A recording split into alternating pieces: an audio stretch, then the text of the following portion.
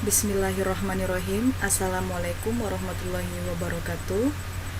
Salam sejahtera untuk kita semua. Pada hari ini, Sabtu 11 Juli 2020, akan dilaksanakannya ujian seminar hasil dengan judul Analisa Tingkat Kepuasan Pasien Terhadap Pelayanan Puskesmas Karangrejo menggunakan metode Six Sigma. Perkenalkan, nama saya Rosia Nursiti Aisyah dengan NIM 1650027. Dalam kesempatan ini, saya ingin mempresentasikan hasil skripsi saya yang dimana akan membahas tentang 5 poin utama. Yang pertama adalah latar belakang, yang kedua adalah permasalahan, yang ketiga batasan masalah, yang keempat adalah penjelasan metode, kemudian di akhir saya akan mendemokan program saya. Langsung saja, saya akan membahas tentang latar belakang.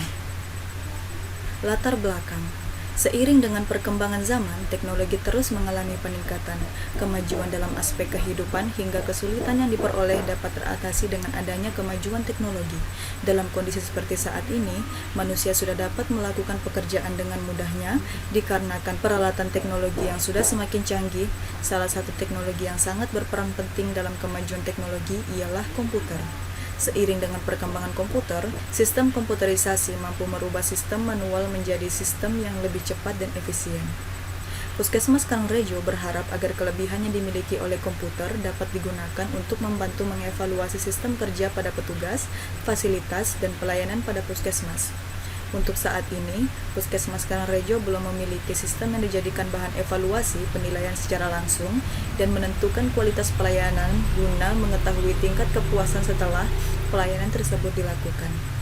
Maka dari itu, dibutuhkan metode Six Sigma dalam sebuah sistem untuk menganalisa kepuasan pasien terhadap pelayanan Puskesmas Karangrejo secara akurat. Metode Six Sigma digunakan untuk mengukur kualitas pelayanan dan kepuasan pasien terhadap pelayanan yang diberikan. Metode Six Sigma adalah metode pengendalian dan peningkatan proses bisnis yang bertujuan untuk menemukan dan mengurangi waktu siklus, meningkatkan produktivitas, mengurangi kesalahan, mencapai utilitas, dan memenuhi kebutuhan pasien, serta mendapatkan hasil yang lebih baik dari segi kepuasan pasien. Selanjutnya, saya akan masuk ke permasalahan. Puskesmas Karangrejo berupaya melakukan perbaikan pelayanan terhadap pasien yang berobat dengan membagikan kuesioner kepada para pasien untuk menilai dan mengamati kualitas pelayanan dan kepuasan pasien pada saat berobat di Puskesmas Karangrejo. Akan tetapi, pihak Puskesmas belum mengetahui dan memperhatikan secara rinci tingkat kepuasan pasien terhadap pelayanan yang diberikan, juga atribut atau faktor apa saja yang perlu ditingkatkan. Hal ini dikarenakan belum adanya proses pengolahan data kepuasan pasien terhadap pelayanan puskesmas.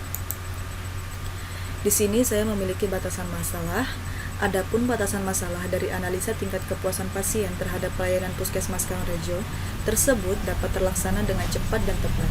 Di antaranya, kriteria dimensi penentuan kepuasan pasien yang digunakan adalah tangible atau bukti fisik, empati atau perhatian, responsiveness atau daya tanggap, assurance atau jaminan.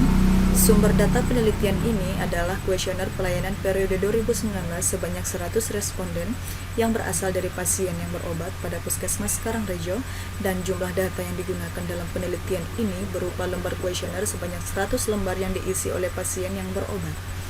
Atribut masing-masing kriteria yang telah ditentukan tingkat kepuasan dan harapan menggunakan skala Likert 5 tingkatan, yaitu 5 sangat puas, 4 puas, 3 cukup puas, 2 kurang puas, dan 1 sangat tidak puas. Selanjutnya saya akan masuk ke penjelasan metode. Metodologi Six Sigma pertama kali diperkenalkan oleh Motorola pada tahun 1987 oleh seorang engineer yang bernama Bill Smith dan mendapat dukungan sepenuhnya oleh Bob Galvin sebagai CIO Motorola. Saat itu, sebagai strategi untuk memperbaiki dan meningkatkan proses serta pengendalian kualitas atau proses improvement dan quality control di perusahaannya, Six Sigma mulai terkenal dan menjadi populer di seluruh dunia setelah Jack Welch mempergunakan sebagai bisnis strategi di General Electric atau GE pada tahun 1995. Secara umum, Six Sigma adalah metodologi yang dipergunakan untuk melakukan upaya perbaikan dan peningkatan proses yang berkesinambungan atau terus-menerus. Six Sigma berasal dari kata six yang berarti 6 dan sigma yang merupakan satuan dari standar deviasi yang juga dilambangkan dengan simbol 6. Sigma sering juga disimbolkan menjadi 66. Makin tinggi nilai sigmanya, semakin baik pula kualitasnya. Dengan kata lain, semakin tinggi sigmanya, semakin rendah pula tingkat kecacatan atau kegagalannya. Selanjutnya, saya akan mendemokan program saya. Di sini, saya memiliki form login, yang dimana isinya adalah nama pengguna, kata sandi, button masuk, dan button keluar. Ketika saya memasukkan nama pengguna saya yang bernama admin,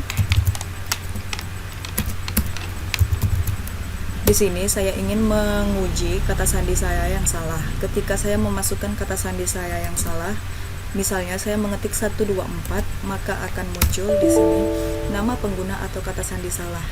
Ketika saya klik OK, maka nama pengguna dan kata sandi tadi yang salah itu akan hilang. Ketika saya masukkan nama pengguna atau kata sandi saya yang benar, maka saya akan masuk ke menu utama. Di dalam menu utama, saya memiliki dua menu, yaitu Input Questionnaire dan Recap Questionnaire.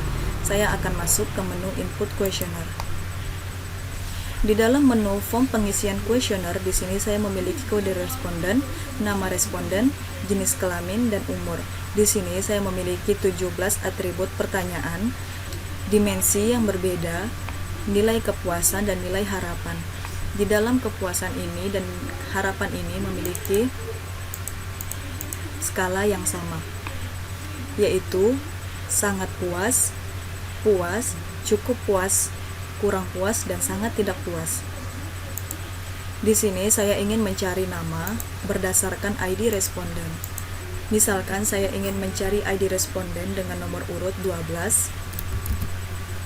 Ketika saya enter, maka akan muncul ID responden 12 dengan nama Ardiansyah, jenis kelamin laki-laki dengan umur 23 tahun, dan di sini akan muncul otomatis nilai kepuasan dan nilai harapan yang sudah sempat saya input sebelumnya. Lalu saya kosongkan dan saya akan menuju ke menu Recap Questionnaire.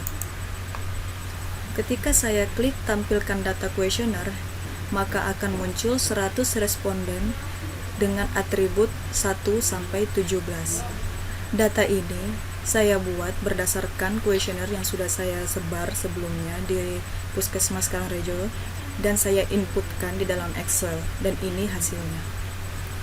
Lalu setelah saya inputkan data kuesioner derajat kepuasan di dalam Excel, ketika data kuesioner setelah tampil, saya akan hitung rekap kuesioner. Dan ini hasil 37 ini didapatkan dari seberapa banyak angka 5 di atribut 1, seberapa banyak angka 5 di atribut 2, seberapa banyak angka 5 di atribut 3, dan begitu pun dengan seterusnya. Ini bisa digunakan rumus dalam Excel CONIF untuk mencari seberapa banyak angka di dalam skala ini. Saya akan masuk ke form menu derajat.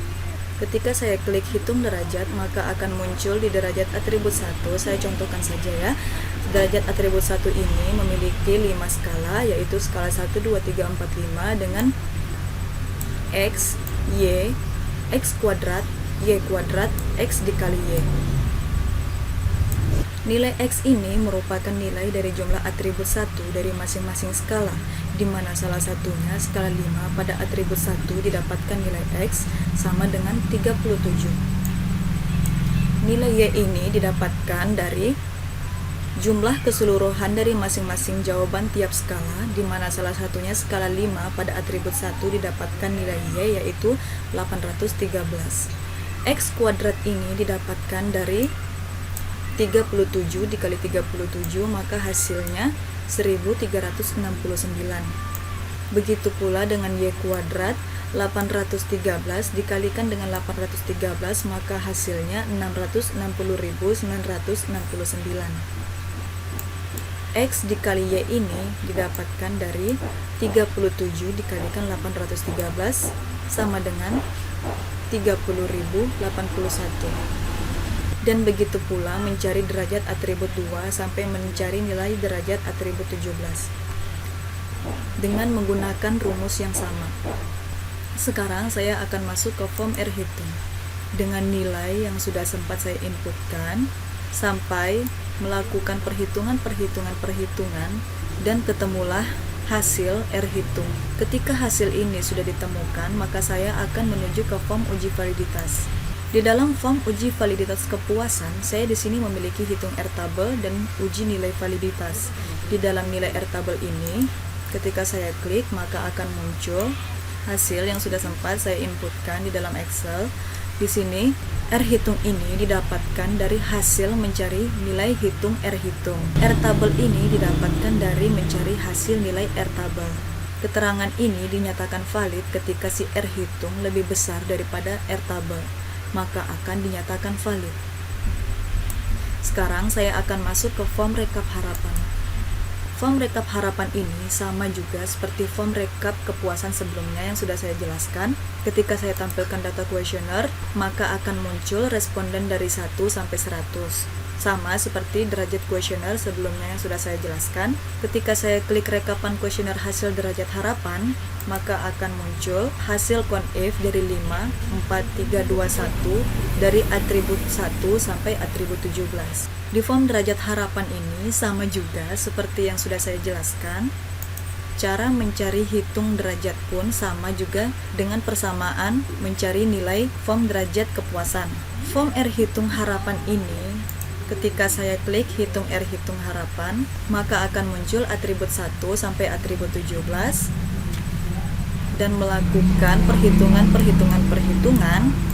sampai menemukan hasil R hitung untuk dimasukkan di form uji validitas seperti yang sudah saya jelaskan di form R hitung kepuasan.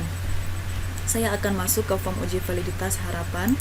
Cara mencari nilai R tabel di form uji validitas kepuasan sampai menemukan hasil nilai R tabel 0,197.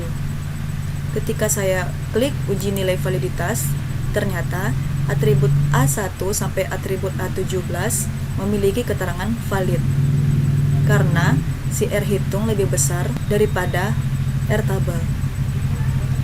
Sekarang saya masuk ke form hasil Six Sigma. Kepuasan ini didapatkan dari X1 dikalikan dengan skala 1 ditambahkan dengan X2 dikalikan dengan skala 2 ditambah dengan X3 dikalikan dengan skala 3 ditambahkan lagi dengan X4 dikalikan dengan skala 4 ditambah lagi dengan X5 dikalikan dengan skala 5 lalu dibagikan dengan N. N itu adalah responden saya, yaitu 100, dan hasilnya adalah 4,26. Begitupun dengan seterusnya. Cara mencari nilai harapan pun sama dengan cara mencari nilai kepuasan. GAP ini didapatkan dari si kepuasan dikurangi dengan harapan.